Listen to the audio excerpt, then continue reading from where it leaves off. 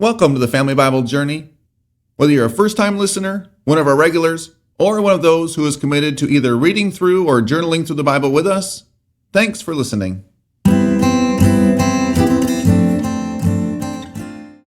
This is episode 421, season 1 of the Family Bible Journey Old Testament podcast. Today looking at Proverbs chapter 24. The title of today's podcast is It's About You, Not Them. And our key verses for today, the entirety of Proverbs 24, where we read, Be not envious of evil men, nor desire to be with them, for their hearts devise violence, and their lips talk of trouble. By wisdom a house is built, and by understanding it is established. By knowledge the rooms are filled with all precious and pleasant riches. A wise man is full of strength, and a man of knowledge enhances his might.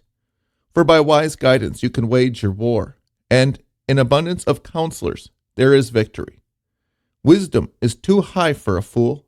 In the gate he does not open his mouth. Whoever plans to do evil will be called a schemer. The devising of folly is sin, and the scoffer is an abomination to mankind. If you faint in the day of adversity, your strength is small. Rescue those who are being taken away to death. Hold back those who are stumbling to the slaughter. If you say, Behold, we did not know this, does not he who weighs the heart perceive it? Does not he who keeps watch over your soul know it? It will not he repay man according to his work? My son, eat honey, for it is good, and the drippings of the honeycomb are sweet to your taste. Know that wisdom is such to your soul, for if you find it, there will be a future, and your hope will not be cut off. Lie not in wait, as a wicked man, against the dwelling of the righteous. Do no violence to his home, for the righteous falls 7 times and rises again, but the wicked stumble in times of calamity. Do not rejoice when your enemy falls, and let not your heart be glad when he stumbles, lest the Lord see it and be displeased, and turn away his anger from him. Fret not yourself because of evildoers, and be not envious of the wicked, for the evil man has no future. The lamp of the wicked will be put out. My son, fear the Lord and the king, and do not join with those who do otherwise, for disaster will arise suddenly from them, and who knows the ruin that will come from them both. These also are sayings of the wise. Partiality in judging is not good. Whoever says to the wicked, You are in the right, will be cursed by peoples, abhorred by nations. But those who rebuke the wicked will have delight, and a good blessing will come upon them. Whoever gives an honest answer kisses the lips. Prepare your work outside. Get everything ready for yourself in the field, and after that, build your house. Be not a witness against your neighbor without cause, and do not deceive with your lips. Do not say, I will do to him as he has done to me. I will pay the man back for what he has done. I passed by the field of a sluggard, by the vineyard of a man lacking sense. And behold, it was all overgrown with thorns. The ground was covered with nettles, and its stone wall was broken down. Then I saw and considered it. I looked and received instruction. A little sleep, a little slumber, a little folding of the hands to rest, and poverty will come upon you like a robber, and want like an armed man. This is the word of the Lord. In this chapter, we are beginning now to get into the portion of the Proverbs that are starting to kind of go back on themselves. And what I mean by that is that the first 8 chapters of Proverbs, they were wisdom literature, but not so much simple and single parables, a verse or 2 in length, but rather they were more like Old Testament parables.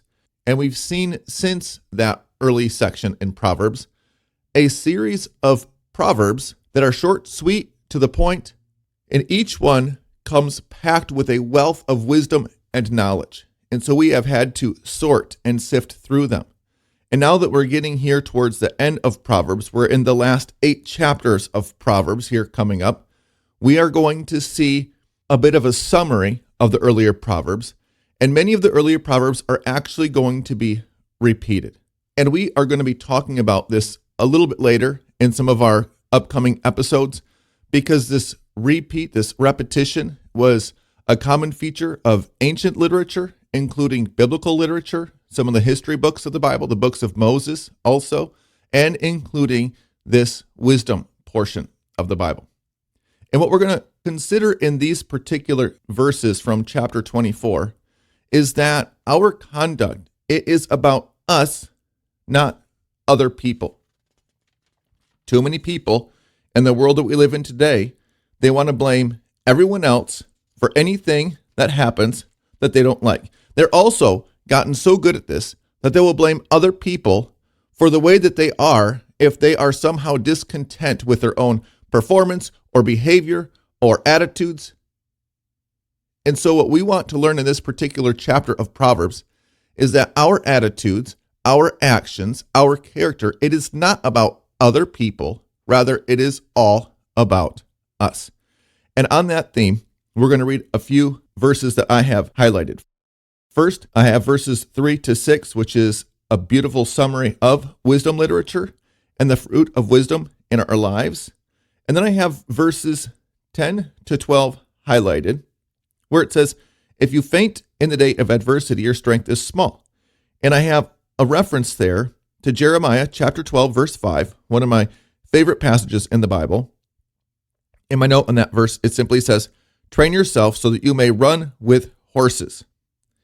And we're going to talk a lot more about that in the lifetime of Jeremiah, the prophet, here in future episodes. We also see that God knows us inside and out, and he encourages us to be with and to help those who are being taken away by injustice and death. And I have a note on verses 11 and 12. It says, God knows the intentions of the heart. And if you want to be encouraged in faithful perseverance and the kind of faith that gets things done in a world that's gone absolutely sideways, I would encourage you to take a look at the Redeemed History material that's out there on the internet.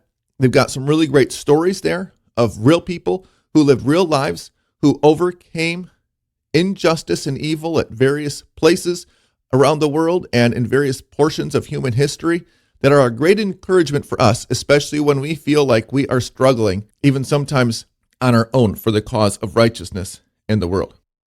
I also have a note on verses 15 and 16 that says, here is an encouragement that God blesses the righteous even when he falls, but when the wicked person stumbles, they are on their own. And then in verses 17 and 18, a little bit of a tempering of that passage where it says, do not rejoice when your enemy falls, and let not your heart be glad when he stumbles, lest the Lord see it and be displeased and turn away his anger from him. And this is where I have the note that we got today's episode title from. How you react to others says more about you than them.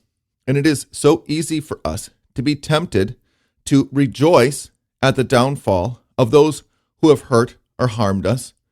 But we want to make sure that we find our confidence in the Lord and his promises, and that we are concerned with our own performance and our own conduct in this life, as opposed to the conduct of others, because there is nothing that we can do to affect or influence or change other people any more than they can do for us. And so it really is important for us as God's people to focus on ourselves, our own conduct, our own character, our own attitudes and behaviors, because when we are focused on the faults or the perceived failings of other people, it is too easy for us to get all wound up about things that we cannot change, and it is too easy for us to fret about the outside world and lose heart and energy to deal with the things that we can, the things that are inside of our control. And so I want to encourage you, especially in the spirit of verse 29, one of the last verses of this chapter, to rise above the fray, living in a difficult world, and to take the higher road, even when it isn't easy, even when it is hard, even when there is not a part of you that wants to take that higher road. May God bless you in a way that you will walk in his way and preserve your soul from the cares and concerns that tend to weigh us down and take away our initiative.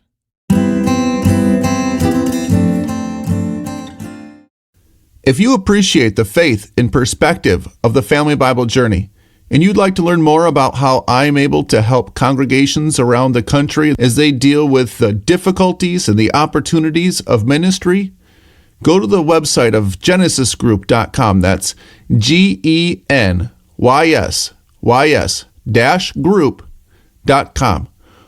Or look on YouTube where you can watch our videos and hear what other people are saying about our work. Our blessing for today. May you train yourself in the wisdom of godliness so that you can run with horses and not be wearied or worried by men. Amen.